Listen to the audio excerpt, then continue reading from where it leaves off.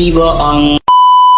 Aku hanya memikirkan satu peraturan penting. Kenapa kau lakukan hari ini kalau kau bisa melakukannya besok? Hahaha. Few moments later.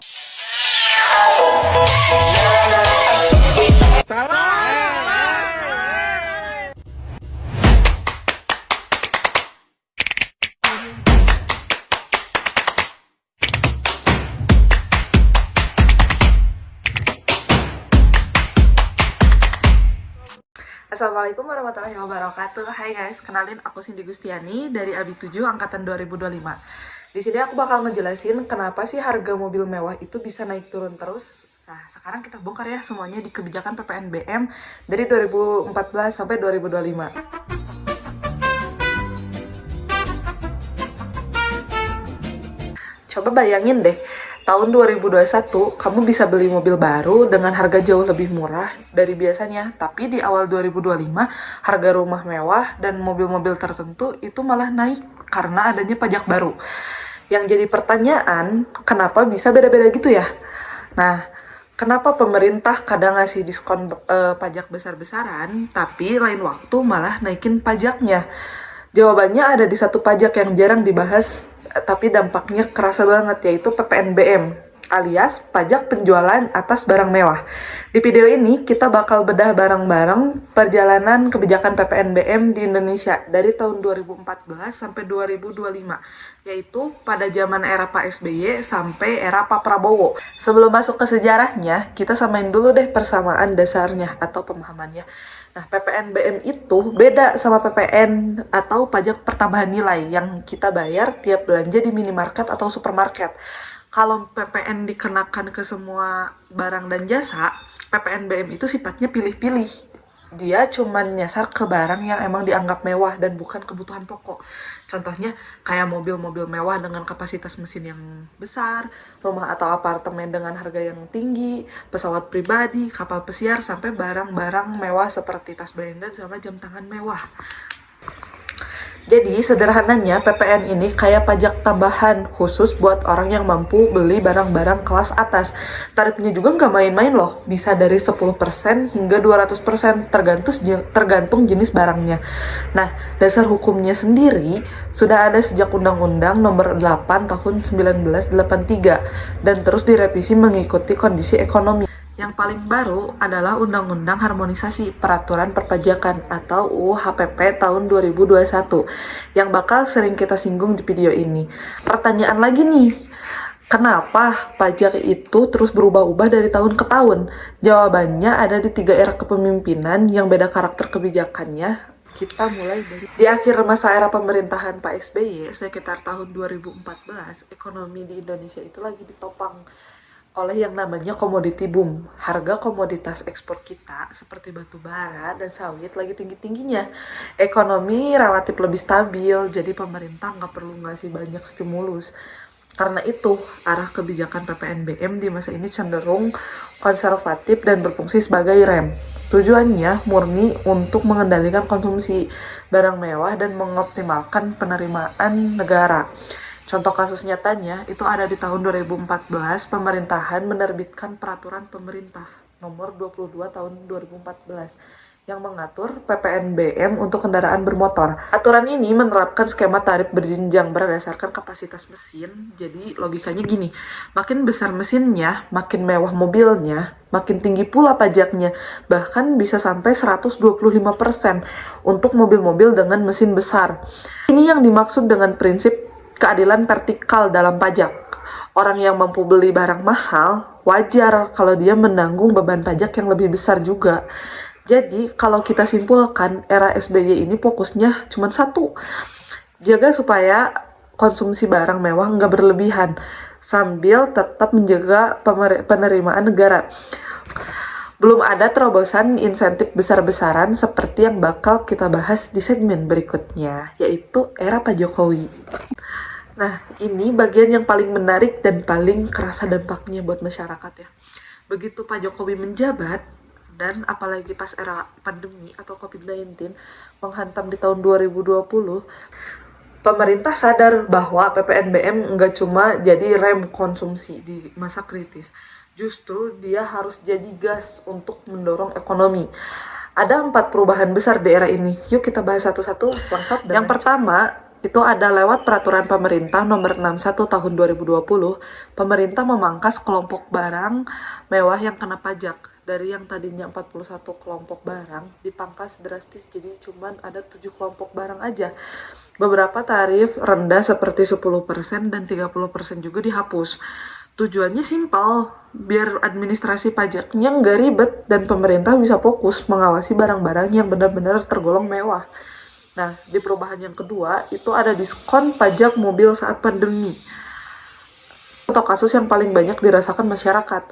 Antara tahun 2020 sampai 2022 lewat PMK nomor 31 tahun 2021 dan PMK nomor 5 tahun 2022, pemerintah memberikan diskon pajak PPNBM untuk pembelian mobil baru. Bahkan ada yang dibebaskan 100%. Insentif ini terutama nyasar pada mobil-mobil kategori LCGC atau Low Cost Green Car dan mobil dengan harga di bawah 200 juta sampai 400 juta.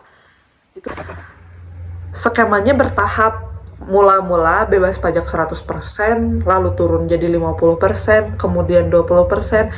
Ini namanya strategi phasing out, supaya insentifnya nggak langsung dicabut mendadak dan bikin pasar kaget. Hasilnya penjualan mobil naik puluhan persen dibanding masa-masa awal pandemi. Jadi kalau kamu ingat di tahun 2021 banyak orang tiba-tiba pada beli mobil baru. Nah ini salah satu penyebabnya. Bukan cuma karena butuh, tapi karena harganya memang lagi diskon dari negara. Nah yang ketiga itu ada insentif mobil listrik. Pemerintah juga kasih tarif PPNBM 0% untuk kendaraan listrik berbasis baterai atau BEV. Ini bagian besar dari agenda transisi negara nasional, sekaligus dorongan buat industri kendaraan listrik dalam negeri supaya makin berkembang. Makanya nggak heran kalau belakangan ini makin banyak mobil listrik yang harganya jadi lebih terjangkau. Salah satu faktornya ya intensif pajak ini. Nah di yang terakhir itu ada perubahan reformasi besar lewat UU HPP 2021. Ada Undang-Undang Harmonisasi Peraturan Perpajakan tahun 2021 yang jadi payung besar buat semua penyesuaian pajak berikutnya, termasuk kenaikan tarif PPN dari 10% jadi 11% di tahun 2022 dan direncanakan naik jadi 12% di tahun 2025. Jadi kalau kita rangkum era Jokowi ini, kebijakan PPNBM-nya bersifat ekspansif, pro industri dan jadi alat pemulih ekonomi. Beda banget karakternya sama era Pak SBY yang lebih ke arah pengendalian. Di era ini fokusnya lebih ke konsolidasi fiskal alias mengoptimalkan penerimaan negara, tapi tetap dengan prinsip keadilan. Contohnya, mulai dari 1 Januari 2025, sesuai amanat UU HPP, tarif PPN dinaikkan jadi 12% khusus untuk kelompok barang dan jasa mewah. Misal kendaraan mewah dan hunian dengan nilai di atas 30 miliar. Kebijakan ini diatur lewat PMK nomor 131 tahun 2024 dan diumumkan langsung oleh Presiden Prabowo di akhir 2024. Presiden menegaskan bahwa kenaikan ini tidak membebani masyarakat menengah ke bawah karena yang kena cuma kelompok masyarakat dengan kemampuan ekonomi tinggi. Jadi, kalau kamu bukan calon pembeli rumah 30 miliar atau mobil supercar, kebijakan ini nggak akan nyentuh dompetmu secara langsung kok, santai. Selain itu, ada juga pembahasan menarik soal PPNBM untuk tas mewah dan jam tangan mewah. Dua kategori barang yang selama ini potensinya belum tergarap maksimal oleh negara dan mulai jadi sorotan buat digali lagi sebagai sumber penerimaan baru. Nah, menariknya, meski tarif dinaikkan untuk barang-barang tertentu, pemerintah tetap melanjutkan insentif untuk sektor prioritas seperti kendaraan listrik dan properti tertentu, supaya momentum investasi di sektor-sektor strategis ini nggak ikut terganggu. Jadi, kalau dirangkum, era Prabowo ini punya semangat yang jelas, naikkan penerimaan negara, tapi sasarannya orang mampu, sejalan dengan kebutuhan pembiayaan program-program prioritas pemerintah. Salah satunya program makan gizi gratis atau MBG yang butuh dana besar. Jadi, apa aja sih yang bisa kita pelajari dari semua materi yang tadi? Kalau kita tarik garis besar dari tahun 2014 sampai 2025, kita bisa lihat 3 fase yang jelas beda karakternya. Yang pertama, era Pak SBY. PPNBM itu sebagai rem, fokus mengendalikan konsumsi barang mewah. Nah, yang kedua, era Pak Jokowi. PPNBM sebagai gas, jadi alat stimulus ekonomi terutama saat pandemi. Nah, yang ketiga, era Pak Prabowo. PPNBM sebagai alat keadilan fiskal menyasar kelompok mampu demi penerimaan negara yang lebih optimal. Dampaknya juga nyata banget. Di era Jokowi, insentif pajak berhasil mendongkrak penjualan mobil dan mendorong investasi di sektor kendaraan ramah lingkungan. Sementara di era Prabowo, peningkatan penerimaan negara jadi lebih besar karena target kenaikan tarif ini langsung menyasar kelompok berdaya beli tinggi. Tapi tentu ada tantangannya juga. Setiap kali tarif pajak naik, ada resiko konsumsi barang mewah itu ikut melambat.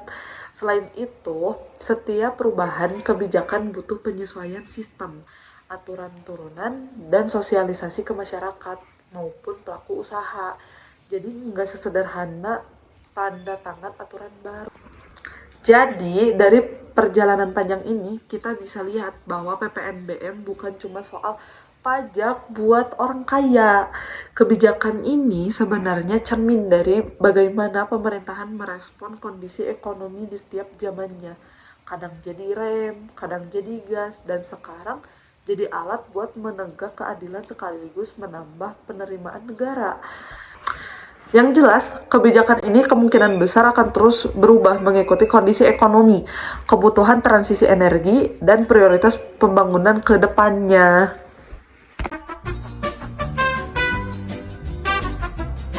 Nah, segitu aja teman-teman pembahasan dari saya untuk mengenai PPNBM dari 2014 sampai 2025.